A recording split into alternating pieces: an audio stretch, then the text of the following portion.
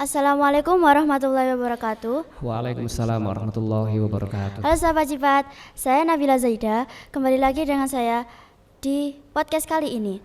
Dalam kesempatan podcast kali ini, semoga sahabat Cipat dimanapun dan kapanpun Anda berada, selalu dalam lindungan Allah SWT.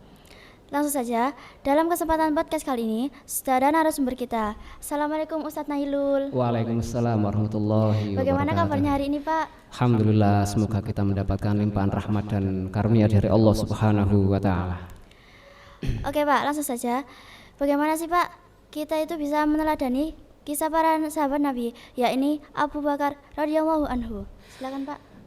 Salah satu kita meneladani Rasulullah Abu Bakar As-Siddiq radhiyallahu anhu adalah kita dengan membaca sirah atau sejarah dari para sahabat Nabi Muhammad SAW, baik Abu Bakar, kemudian dan lain sebagainya. Saya langsung. Mungkin lebih jelasnya lagi bisa disampaikan oleh Ustadz Nahilul Khair. Oh ya, bismillahirrahmanirrahim. Innal hamdalillah nahmaduhu wa nasta'inuhu wa nastaghfiruh wa na'udzu billahi min syururi anfusina wa min sayyiati a'malina may yahdihillahu fala mudhillalah wa may yudhlil fala hadiyalah. Asyhadu an la ilaha illallah wahdahu la syarikalah wa asyhadu anna Muhammadan abduhu wa rasuluh. Allahumma shalli ala Muhammad wa ala ali Muhammad kama shallaita ala Ibrahim wa ala ali Ibrahim wa barik ala Muhammad wa ala ali Muhammad kama barakta ala Ibrahim wa ala ali Ibrahim innaka Hamidum Majid.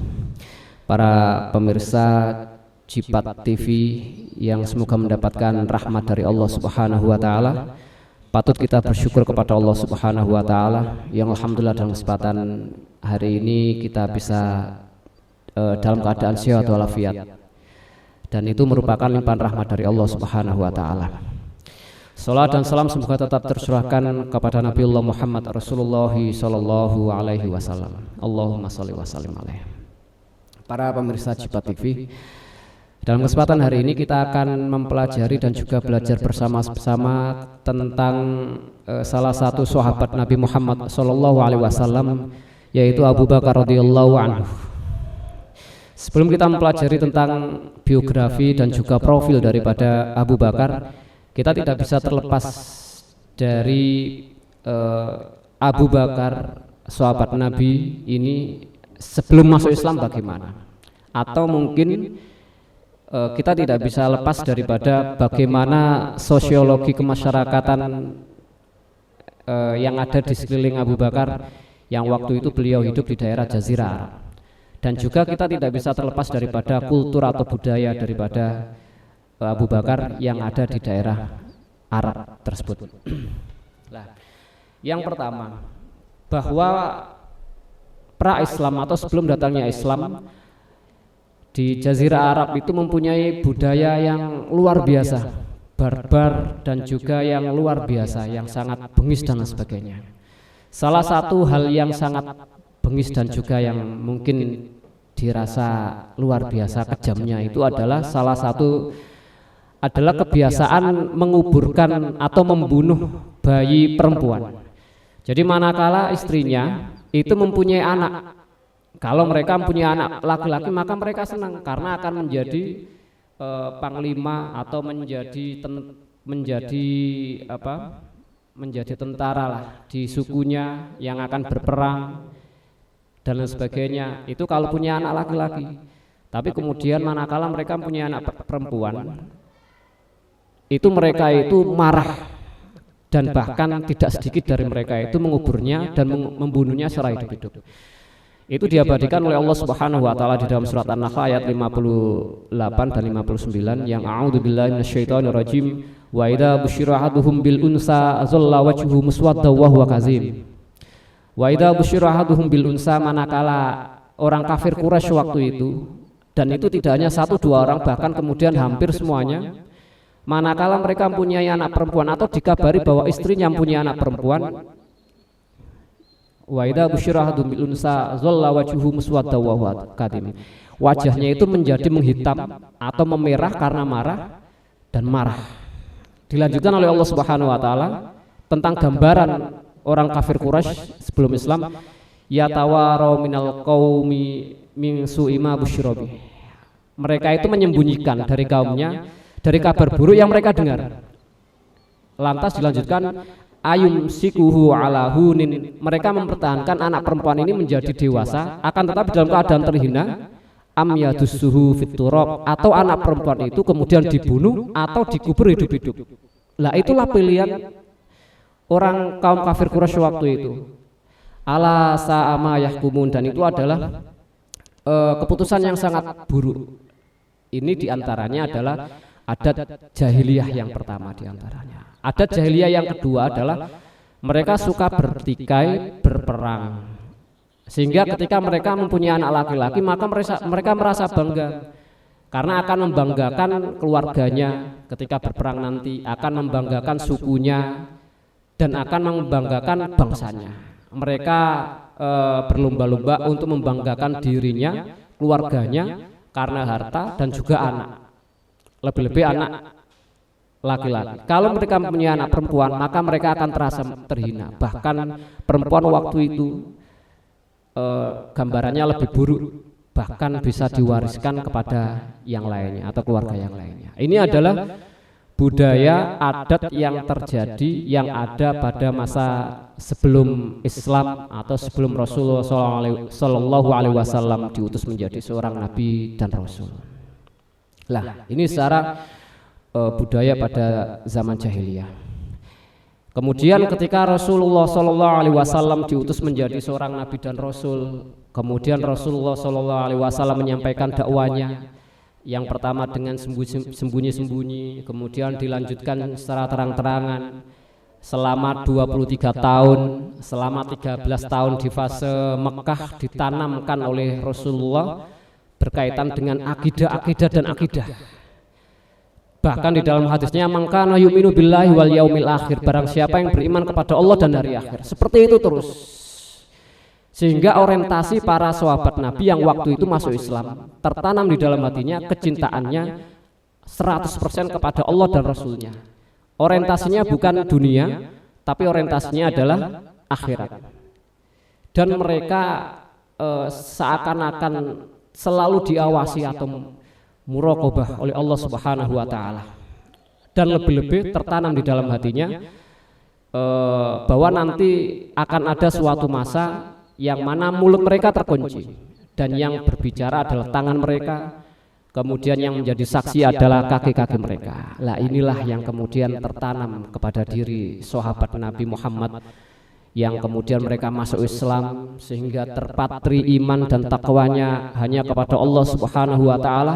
Bahkan mereka rela untuk menyerahkannya semuanya kepada Allah dan juga Rasulnya. Lah, dalam kesempatan hari ini kita akan bahas tentang sahabat Nabi Muhammad, yaitu yang bernama Abu Bakar As-Siddiq radhiyallahu anhu. Abu Bakar As-Siddiq sebelumnya, bahwa Abu Bakar ini yang pertama beliau lahir adalah 2 tahun 6 bulan setelah tahun gajah. Jadi Nabi Muhammad lahir pada tahun gajah. Lah, Abu Bakar ini lahir 2 tahun setelahnya, 2 tahun 6 bulan setelahnya. Jadi lebih tua Nabi Muhammad daripada Abu Bakar. Nabi Muhammad lahir pada tahun gajah atau 571 Masehi, sedangkan Abu Bakar radhiyallahu anhu lahir pada tahun 573 Masehi atau 2 tahun setelah Nabi Muhammad SAW lahir. Ini yang pertama. Bapaknya Abu Bakar radhiyallahu anhu memberikan nama kepada Abu Bakar sebelumnya, itu adalah Abdul Ka'bah. Abdul Ka'bah itu maksudnya adalah hambanya Ka'bah.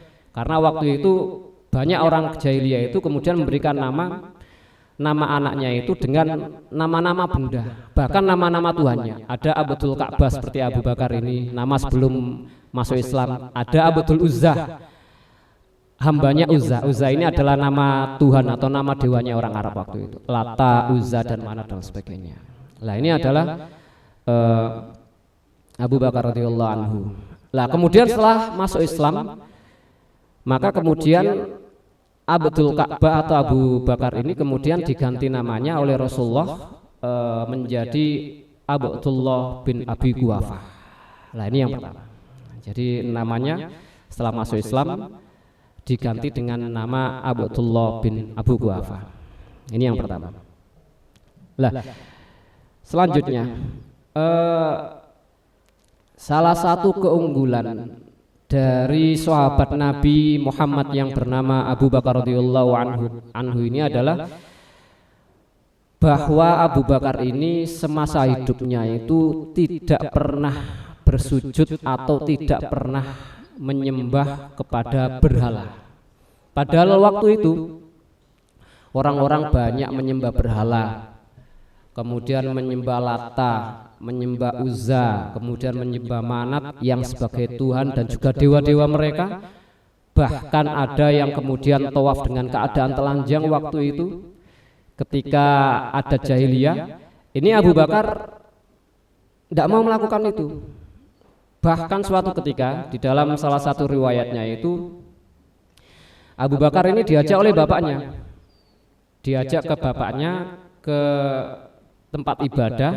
Waktu itu berjejerlah beberapa tuhan-tuhannya, berhala-berhalanya itu, dan Abu Bakar disuruh untuk menyembahnya atau menyembahnya. Lantas apa yang dilakukan oleh Abu Bakar waktu itu? Abu Bakar kemudian dengan gaya fitrahnya, dia kemurnian hatinya dan juga pikirannya, kemudian dia menyampaikan kepada berhala, wahai berhala, aku lapar sekarang, berikan aku makan. Ternyata gak dikasih makan, berhala diam saja. Yang kedua, wahai berhala, aku kasih pakaian atau aku kasih baju. Ternyata berhalanya juga diam saja. Dari situ kemudian Abu Bakar mengambil batu kemudian dilemparkan kepada berhalanya sampai berhalanya ini kemudian jatuh. Lah inilah diantaranya salah satu yang menjadi faktor bagaimana kemudian Abu Bakar radhiyallahu anhu manakala kemudian ada risalah Nabi Muhammad SAW datang, itu kemudian Abu Bakar ini menjadi orang yang pertama kali masuk Islam atau as-sabiqunal awwalun. Orang yang pertama kali masuk Islam karena fitrahnya Abu Bakar itu adalah seperti itu dalam hal kebenaran. Kemudian dia tidak menyembah berhala itu tadi. Kemudian ketika ada risalah Nabi langsung menerima. Dan dari Abdullah bin Abu Quhafa itulah kemudian Nabi Muhammad memberikan julukan kepada Abdullah bin Abu Quhafah dengan nama Abu Bakar. Ini yang pertama.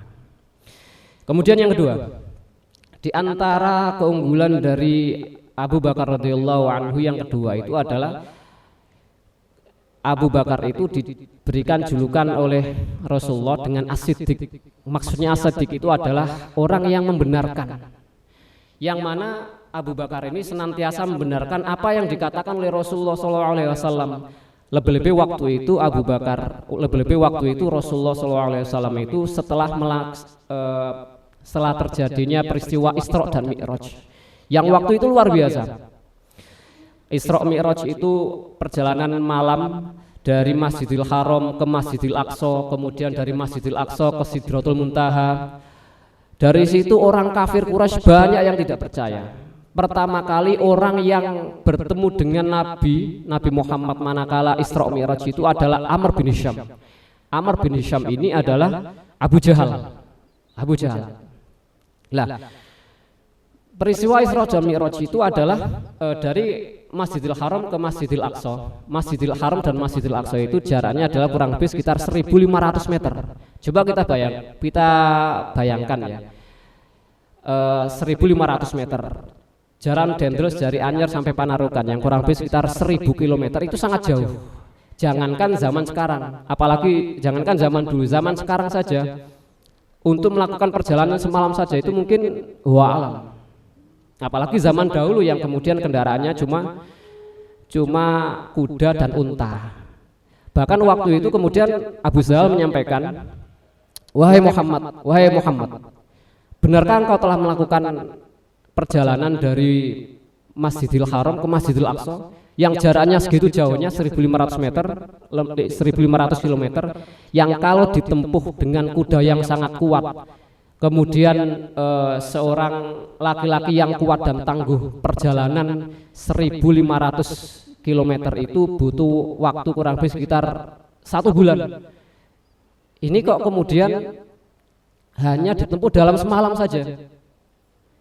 Kalau engkau ini benar, coba ucap. Kalau seperti itu ceritakan kepada orang-orang dan beri sambutan dan juga ceramahlah di situ. Ya, kemudian Rasulullah dan Abu Jahal itu naik ke bukit. Setelah naik ke bukit, kemudian Rasulullah itu menyampaikan tentang peristiwa Isra dan Mi'raj, yang Rasulullah itu didatangi malaikat Jibril, kemudian ada buruk itu tadi makhluk. Kemudian dari perjalanan itu dari Masjidil Aqsa ke Masjidil Haram ke Masjidil Aqsa, kemudian dari Masjidil Aqsa ke Sidratul Muntaha, itu hanya ditempuh waktu semalam saja. Dan waktu itu orang kafir Quraisy tidak ada yang percaya. Dan dari situlah kemudian di dalam hati Abu Jahal inilah akhir daripada agamanya Muhammad. Tapi di situ ada seorang yang senantiasa membenarkan ucapan dari Nabi Muhammad, yaitu siapa? Abu Bakar ini. Sehingga Abu Bakar ini kemudian dijuluki dengan Abu Bakar As-Siddiq, yaitu orang yang senantiasa membenarkan ucapan dari Nabi Muhammad SAW. Ini yang selanjutnya. Kemudian yang selanjutnya, bahwa Abu Bakar ini, beliau ini tidak pernah berpikir dua kali untuk menafkahkan hartanya di jalan Allah Subhanahu wa taala. Dikisahkan waktu itu pada masa perang Tabuk, Rasulullah SAW itu sangat memerlukan harta dan uang. Dan mungkin kita ketahui bahwa di masa mudanya Abu Bakar ini adalah seorang saudagar yang kaya raya. Dia suka berdagang dan kemudian dagangannya itu kemudian untung dan luar biasa. Dan waktu perang Tabuk itulah kemudian Rasulullah membutuhkan harta yang sangat banyak waktu itu. Nah, dari situlah kemudian ada sahabat Nabi yang lain yang bernama Umar bin Khattab itu kemudian di dalam hatinya, inilah waktunya aku bisa mengungguli Abu Bakar waktu itu. Aku akan pulang ke rumah. Aku akan membagi dua hartaku, seluruh hartaku, setengahnya aku berikan kepada keluargaku dan setengahnya untuk Rasulullah, untuk di jalan Allah. Datang kepada Rasulullah Umar bin Khattab.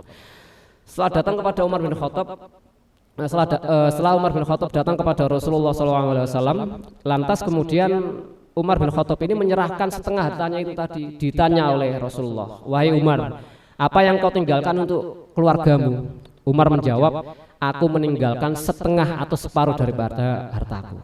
Setelah itu datang dari belakang itu kemudian datanglah Abu Bakar radhiyallahu anhu. Datang. Dan Abu Bakar itu menyerahkan seluruh hartanya untuk Rasulullah, yaitu dalam peristiwa perang Tabuk itu. Kemudian ditanya oleh Rasulullah, wahai Abu Bakar, apa yang kau tinggalkan kepada keluargamu, untuk keluargamu, kesehariannya dan juga selanjutnya? Apa jawaban Abu Bakar? Aku meninggalkan untuk keluargaku Allah dan juga Rasulnya. Dari situlah Umar bin Khattab kalah dan merasa kalah dengan Abu Bakar. Jadi Abu Bakar itu tidak pernah berpikir dua kali untuk menginfakkan hartanya di jalan Allah Subhanahu wa taala. Ini yang selanjutnya. Kemudian selanjutnya di antara keunggulan dari Abu Bakar radhiyallahu anhu itu adalah kecintaannya kepada Rasulullah. Ini luar biasa. Cinta kepada Rasulullah, jiwa dan raganya hanya dicurahkan kepada Rasulullah sallallahu alaihi wasallam. Di dalam salah satu peristiwa di hijrahnya Nabi Muhammad bersama Abu Bakar, beliau itu bersembunyi di Gua Sur. Ketika beliau bersembunyi di Gua Sur bersama Abu Bakar, Nabi Muhammad dan Abu Bakar ini, sebelum masuk ke Gua Sur itu Abu Bakar masuk duluan. Dicek seluruh gua itu tadi, di dalamnya gua. Lah kalau seandainya ada lubang-lubang itu kemudian ditutupi dengan sobekan baju dan sorbannya itu tadi, ditutupi semuanya. Kecuali ada dua yang tidak bisa ditutupi. Khawatir kalau seandainya ada binatang yang akan keluar dari lubang itu. Kemudian setelah siap, Rasulullah diminta untuk masuk ke dalam Gua Sur itu tadi. Setelah masuk dan sembunyi di situ, kemudian Rasulullah tidur di pangkuannya Abu Bakar. Ternyata benar, dari dua lubang itu keluarlah ular, dan dari ular itu menggigit Abu Bakar, kakinya Abu Bakar. Dan ketika Abu Bakar digigit itu karena Rasulullah tidur berada di pangkuannya, khawatir Abu Bakar itu ketika dia bergerak itu kemudian Rasulullah itu kemudian terbangun, Abu Bakar menahan gigitannya sampai kesakitan sampai kemudian Rasulullah tahu ada apa gerangan wahai Abu Bakar. Dijawab Abu Bakar, ada 2 lubang yang belum saya tutupi dan saya tutupi pakai jari dan juga kaki saya. Ternyata ada ularnya dan ular itu sekarang menggigitku. Setelah digigit kemudian Rasulullah kemudian menyuruh mengeluarkan kakinya, lantas kemudian diusapnya lukanya itu atau bisanya ular itu dengan air liurnya Nabi dan qadarullah, bisa ular atau sengatan ular itu hilang dengan kehendak Allah Subhanahu wa taala. Inilah bukti kecintaan Abu Bakar radhiyallahu anhu kepada Rasulullah sallallahu alaihi wasallam yang selanjutnya. Kemudian yang selanjutnya, bahwa Abu Bakar ini adalah orang yang bertanggung jawab di dalam kepemimpinannya dan juga sangat jujur, yang mana di dalam era kepemimpinan beliau tidak pernah kemudian menggunakan fasilitas di dalam kenegaraannya untuk tujuan pribadinya. Dia menggunakan fasilitasnya itu adalah miliknya sendiri, dari hartanya sendiri dan juga yang lainnya. Sampai-sampai pas waktu mau meninggal dunia, Abu Bakar ini hanya meninggalkan satu unta, kemudian hanya 1 permadani saja, hanya itu. Itu pun kemudian beliau berpesan kepada Aisyah, anak beliau dan juga istri Nabi Muhammad, untuk menyerahkan dua yang dia punya itu untuk kepada orang yang berak itu tadi. Ini luar biasa, seorang pemimpin yang luar biasa. Kemudian yang selanjutnya, di antara keunggulan dan juga keteladan yang dapat kita ambil dari pribadi Abu Bakar radhiyallahu anhu adalah bahwa komitmen beliau di dalam menjaga Islam dan juga menjaga kesucian Islam sepeninggal Rasulullah sallallahu alaihi wasallam wafat ini luar biasa. Ketika Rasulullah sallallahu alaihi wasallam wafat, kemudian para kaum muslimin waktu itu, para sahabat-sahabatnya itu kemudian bersepakat yang menggantikan itu adalah Abu Bakar. Lah sepeninggal Rasulullah ini ternyata ada beberapa orang yang murtad. Kemudian muncullah nabi-nabi yang mengatasnamakan dirinya itu sebagai nabi. Ada Musailamah Al-Kadzab dan lain sebagainya. Kemudian ada juga orang yang enggan untuk mengeluarkan zakat. Orang yang enggan mengeluarkan zakat. Sehingga waktu itu padahal zakat itu adalah bagian daripada rukun Islam. Sehingga waktu itu kemudian Abu Bakar memerangi nabi palsu, kemudian yang murtad itu tadi. Lah termasuk yang terakhir itu adalah orang yang enggan mengeluarkan zakat. Waktu itu kemudian ada sahabatnya yaitu Umar bin Khattab itu kemudian datang kepada Abu Bakar. Wahai Abu Bakar, tidakkah Rasulullah itu mengajarkan kepada kita untuk tidak berperang kecuali orang itu mengatakan la ilaha illallah, maka kita jaga harta dan darahnya dan juga nyawanya. Apa kata Abu Bakar? Abu Bakar menyampaikan bahwa aku tidak akan membiarkan, aku akan memerangi orang yang memisahkan antara sholat dan zakat. Karena ini pentingnya. Zakat, sholat itu adalah bagian daripada rukun Islam. Dari situlah kemudian Umar bin Khattab kemudian menyampaikan, oh ya Anda benar. Lah dari situlah komitmen Abu Bakar di dalam menjaga keutuhan Islam yang ditinggalkan oleh Rasulullah Sallallahu Alaihi Wasallam. Dan di antara kisah-kisah yang saya sampaikan berkaitan dengan Abu Bakar radhiyallahu anhu ini adalah sebagaimana yang dikatakan oleh Rasulullah SAW di dalam hadisnya. Rasulullah menyampaikan khairun nasi qarni, bahwa sebaik-baik manusia itu adalah manusia yang zamanku. Ini luar biasa. Bagaimana kemudian seorang Nabi Muhammad dengan wahyu dari Allah Subhanahu wa taala yang mampu mengubah dari masa jahiliyah kemudian mampu mengubah menjadi masa yang luar biasa. Bahkan pada masa selanjutnya itu Islam itu menjadi bangsa yang luar biasa dan jumlahnya banyak sekali. Bahkan sekarang itu adalah menjadi jumlah umat yang terbesar nomor 2 di dunia. Ini adalah tidak terlepas daripada luar biasa risalah yang diberikan oleh Allah Subhanahu wa taala kepada kita umat manusia. Kepada umat manusia. Maka dari itu siapa yang menjalankan Islam dengan sungguh-sungguh, siapa yang berpegang teguh dengan Islam, maka janji Allah Subhanahu wa taala akan memberikan rahmat kepadanya dari langit dan juga dari bumi. Ini sangat luar biasa.